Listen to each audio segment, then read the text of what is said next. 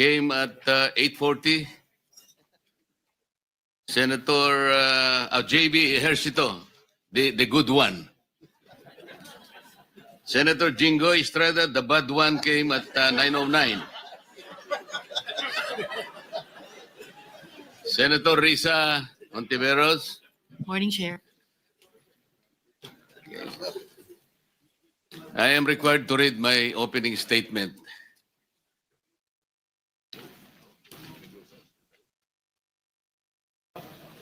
Ang haba naman ito. Since our first hearing, several significant developments have strengthened our case and exposed the depth of corruption in the flood control program. Nasa flood control pa lang po tayo. Let me put this in perspective for the Filipino people watching. The President reported that from 2022 to 2025, 545.6 billion was allocated for 9,855 flood control projects. Of this staggering amount, just 15 contractors, representing 0.7% of all registered contractors, cornered 100 billion pesos, or 20% of the entire budget. We have received reports of at least 60 ghost projects worth billions of pesos. These are incomplete, substandard projects and those completely non-existent structures that exist in the minds of the malefactors or only in falsified documents and fraudulent reports. What struck me most during our last hearing was not just the scale of plunder, but the sheer arrogance displayed by those who stole from the Filipino people. Masyadong mahaba po ito. Kailangan po nating makatipid sa oras. I will just say that I took note of the comment by a noted columnist. Sa kanya pong palagay, in the light of the damning evidence of corruption that is now unfolding before us, according to him, the Department of Public Works and Highways has virtually become a powder keg. As aptly described by him, it is now riven with criminal minds linked to corrupt power brokers, marred by funding insertions etched into the budget by the agency's executives and their cohorts at the behest of those who wield the so-called power of the purse. It is now very obvious that congressional insertions do not just happen at the bicameral conference. They begin at the district level, where collusions between the bureaucrats and politicians take place. Ladies and gentlemen, we are still in consideration of the motu proprio inquiry in aid of legislation on the Philippines underwater, including the privileged speech of Senator Panfilo Lacson entitled Flooded Gates of Corruption, delivered on August 20, 2025. At this point, let me ask the Director General to acknowledge the witnesses and resource persons.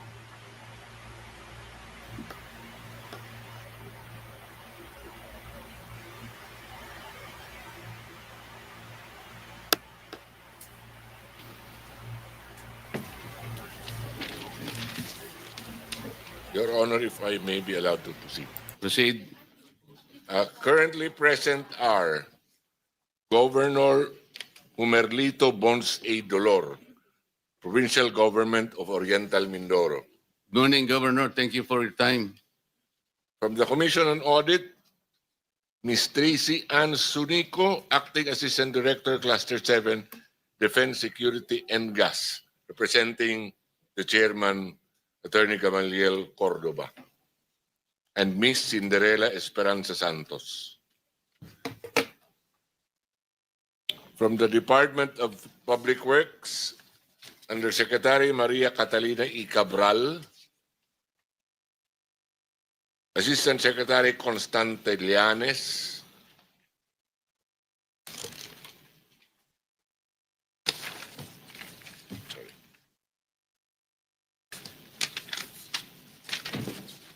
Director Luz de la Rosa, Internal Audit Service, Director Alan Borromeo, Bureau of Construction, Director Reynaldo P. Faustino, Bureau of Quality and Safety, Regional Director Gerard Opulencia, OIC Regional Director NCR, Regional Director Roselier Tolentino, Regional Director Region 3, Engineer Henry Alcantara, former District Engineer Bulacan, 1st District Engineering Office, Engineer Bryce Erickson Hernandez, former Assistant District Engineer, Bulacan 1st District Engineering Office. Is he present here? Yes, sir, he is. Where is he? You sit down here.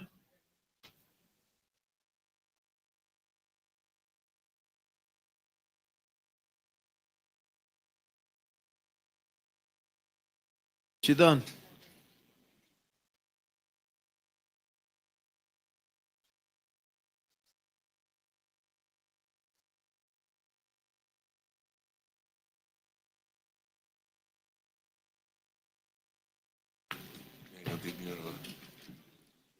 May I continue? Proceed, Director General. Engineer JP Mendoza, Chief Construction Division, Bulacan 1st District Engineering Office.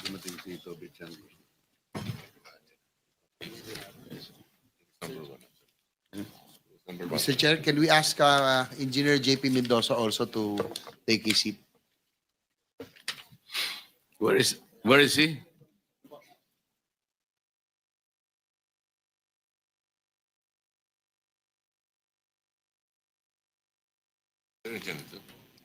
Nandiyan na siya. Ayun. Dito.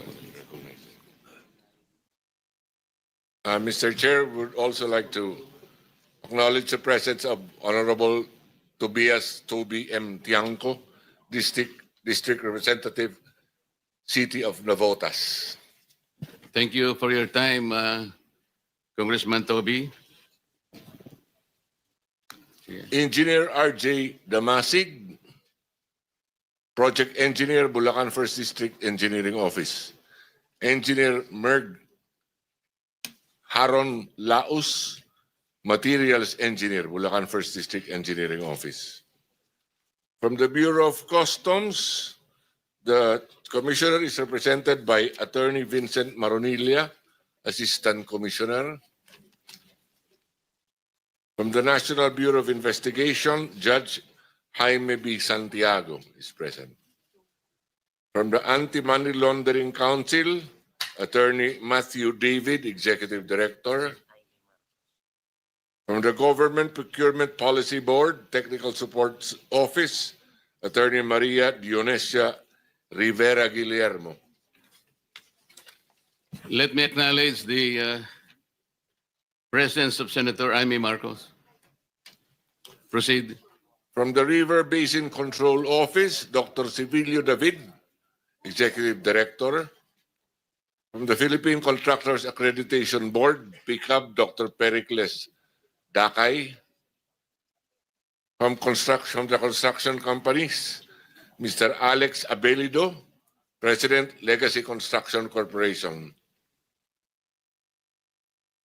Supposed to be here. Ms. Cesara Rowena Discaya, President, Alpha and Omega General Contractor and Development Corporation. Ms. Maria Roma Angeline Rimando, Owner Manager St. Timothy Construction Corporation.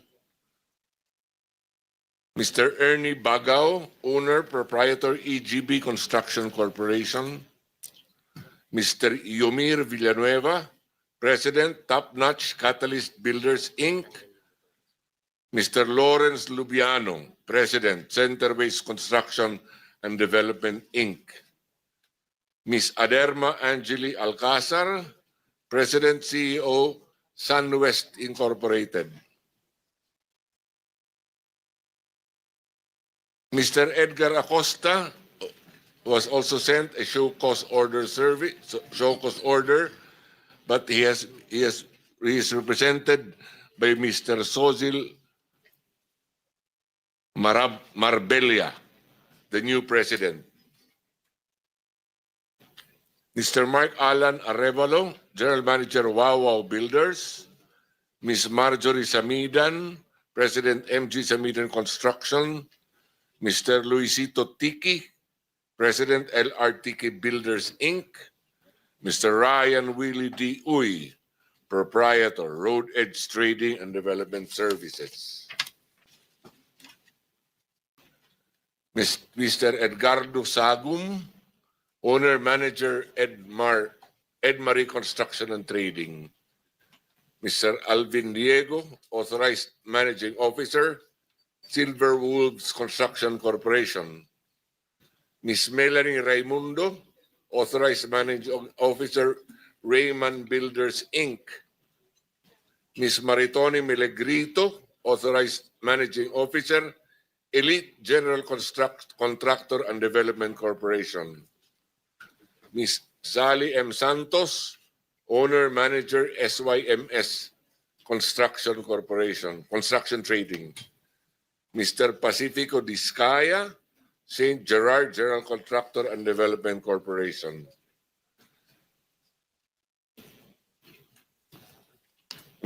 From the insurance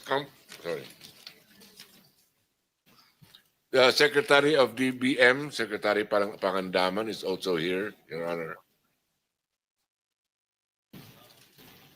From the insurance companies, Mr. Edgardo David, President and General Manager, Travelers Insurance Surety Corporation. Ms. Josefina Salvador, Chief Executive Officer, Liberty Insurance Corporation. Attorney Darren De Jesus, President and CEO, Milestone Guarantee and Assurance Corporation. And from the DPWH, latecomers, Your Honor, Engineer Jason Hauco, the Insurance Commissioner, Attorney Reynaldo Regalado is also here. From DBM's Crescencia Sunga and USEC Rolando Toledo.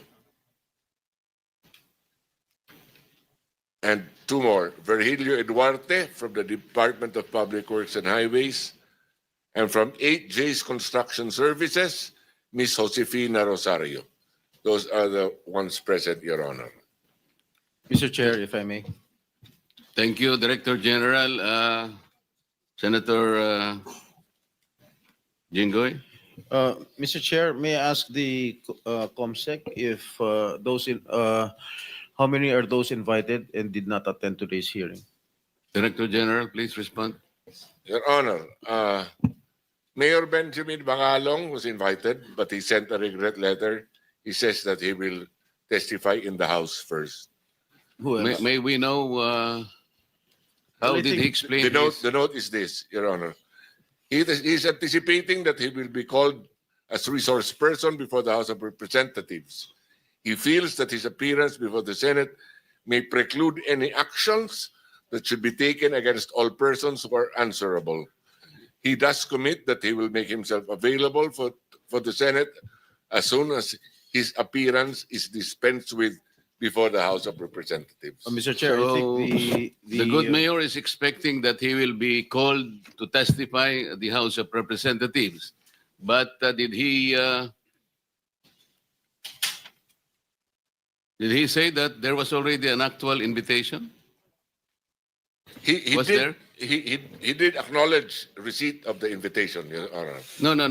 Did he receive already the actual invitation from the House of Representatives, or he is expecting one? We do Yeah. not have that information yet, sir, but In his letter, what did he say? He was about to be he is invited? anticipating. He is anticipating. So Yes, there is Your none yet. Yes, Your Honor.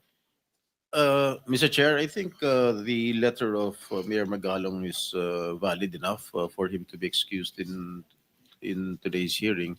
Let's give him the benefit of the doubt. Maybe the leadership of the House of Representatives just might just invite him in the near future, Mr. Chair. So what is the wisdom of the members? Because there is a subpoena. Was he?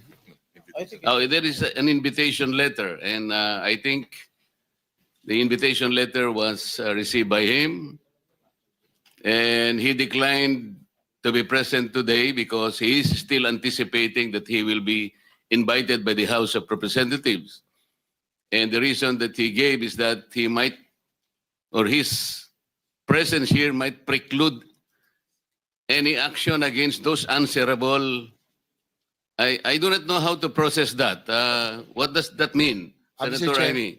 Mr. Chair, I heard the interview of Mayor Magalong. He said that he would want to bring the battle to the battleground. So yun yung kanyang na kaya pa gusto niya ay mauna siya sa House. Yun po ang naalala ko lang po, Mr. But Chair. he's not the one to judge whether or not the action is in the House of Representatives or in the Blue Ribbon Committee of the Senate.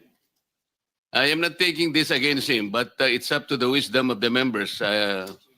Palagay ko, hayaan na lang natin, hatulan na lang siya ng tao kung dapat nga siya nagpunta rito o ihintayin muna siya na siya'y imbitahin pa ng House of Representatives. I think we have to leave it at that.